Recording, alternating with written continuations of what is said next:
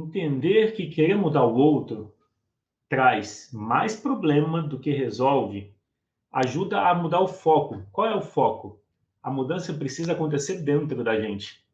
Se alguém quer mudar o outro, normalmente não funciona. A gente já tem essa experiência de tentar mudar as outras pessoas. Daí, se você concentrar a sua atenção em mudar as suas emoções, assim você consegue mudar o outro a partir da mudança que você faz em você. É aquela ideia do seja a mudança que você quer ver no mundo.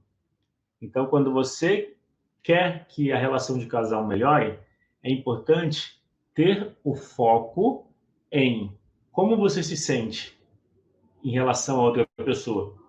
Vou colocar assim, um tema que é comum nas sessões de constelação familiar, por exemplo, é um mau hábito do companheiro ou companheira. Por exemplo, o marido tem o hábito de beber muito e chega bêbado em casa, e aí isso causa sofrimento na relação de casal. Daí, como lidar com isso? É possível mudar o outro? O outro só muda se ele quiser, se ele pedir ajuda, se ele tiver o desejo de mudança. Daí, como e onde se pode trabalhar com a ajuda da constelação familiar? É possível trabalhar em mudar como se sente. Muitas vezes é um reflexo de como estão as nossas emoções que atrai as situações na nossa vida. Então, mudar a emoção ajuda a mudar aquilo que está incomodando. Então, enquanto as pessoas vão chegando, eu vou comentar sobre o desafio Salve Seu Casamento. Essa é a aula 4. E aí eu decidi fazer ela também no Instagram. Então, a live está acontecendo simultaneamente. O que é o desafio Salve Seu Casamento? Tem duas partes. Uma parte do desafio são 5 aulas ao vivo gratuitas, onde você tem a oportunidade de experimentar o conteúdo que é voltado a melhorar a relação de casal com a ajuda da constelação familiar. Então, o que eu estou apresentando tem a ver com utilizar os princípios da constelação para lidar melhor com as próprias emoções e com a relação de casal. Daí, fiquem à vontade para mandar comentários. Os comentários enriquecem. A ideia dessa live é que ela vai durar entre 30 e 20 minutos. É bem focada, bem prática. E quando se fala da relação de casal, o que é importante entender? Que a maneira como se está em relação às próprias emoções tende a atrair as situações à nossa volta. É quase como se você fosse um imã. E como você está em relação à tristeza, que é uma dor emocional, quando se fala de dor emocional, ou sofrimento, ou tristeza, em essência, é a tristeza a questão principal. O sofrimento é uma rejeição da tristeza. Então, quando você enfoca melhorar a sua relação com a tristeza, você encontra mais bem-estar e fica mais fácil de lidar com as dificuldades que surgem. E a relação de casal é uma fonte de dificuldades, mas também é de crescimento. Então, pode se ver das duas formas. No contexto da relação de casal, quando você entende as ordens do amor, fica mais fácil. Em resumo, dar e receber. É importante que exista um equilíbrio entre dar e receber, tanto na relação, tanto com o outro, quanto consigo mesmo. Então, se você cuida mais dos outros, isso tem um desequilíbrio. Quanto você cuida de você? É importante permitir ter esse equilíbrio. Se na relação de casal você quer cuidar do outro, se você se coloca como quem sabe o que o outro deve fazer, então você está se colocando como grande. Ou seja, também é uma inversão da hierarquia. Quando você se coloca como grande, como pai ou mãe do seu parceiro, isso gera um mal-estar. Pertencimento ao vínculo. Se existem excluídos na sua família, pessoas esquecidas, pessoas que tiveram destino difícil, é comum que isso afete a vida das pessoas. Daí é importante incluir as pessoas. Como que se inclui pessoas excluídas? Numa constelação familiar é a forma de fazer isso. Muitas vezes, as dores no corpo são, são sinais de que no nosso campo, ou seja, na nossa família, tem pessoas que precisam ser incluídas. Bom, e aí, para falar do... uma coisa importante.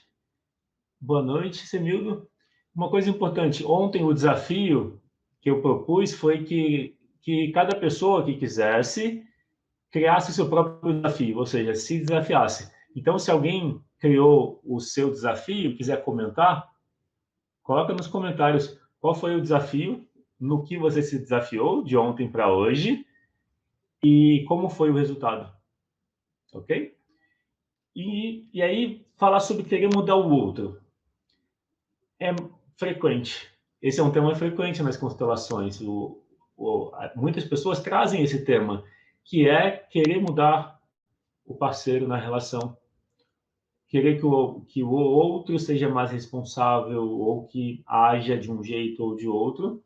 Quando se tem esse desejo de mudar o outro, normalmente não funciona. Uma pergunta importante. Vocês estão me ouvindo? A minha voz está chegando no volume adequado? Se alguém puder confirmar. Boa noite, Eunice. Me confirma se vocês estão me ouvindo. Eu imagino que estão, que eu estou vendo uma bolinha verde ali, mas só para confirmar. Então, querer mudar o outro é o mais instintivo.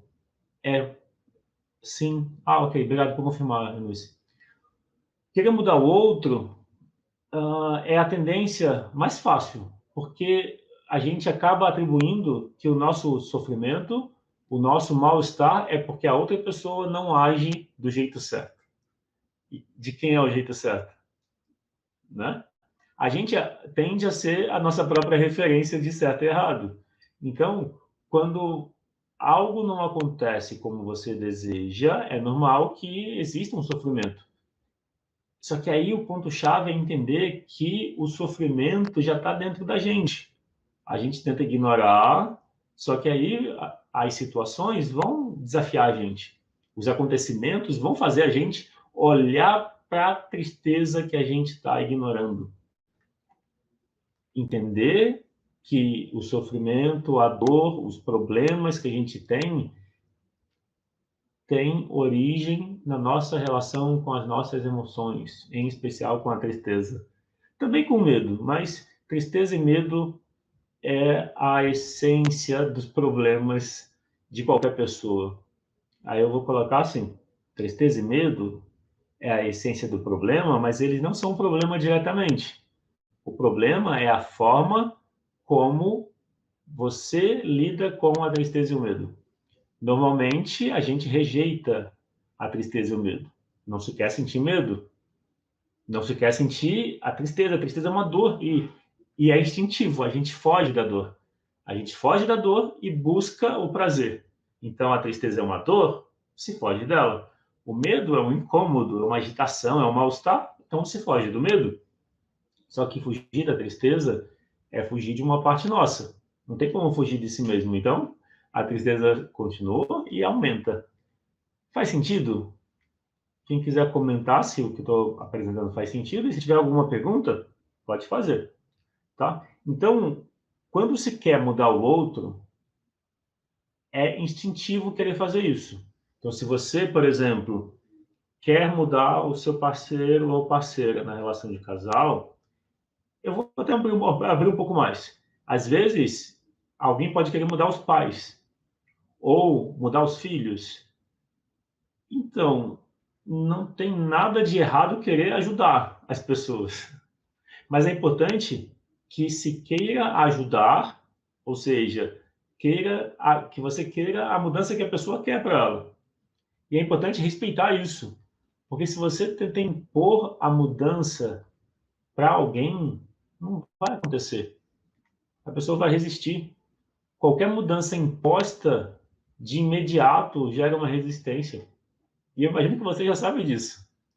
E se quiser comentar, também fica à vontade. Então, quem quer mudar o outro se coloca como grande.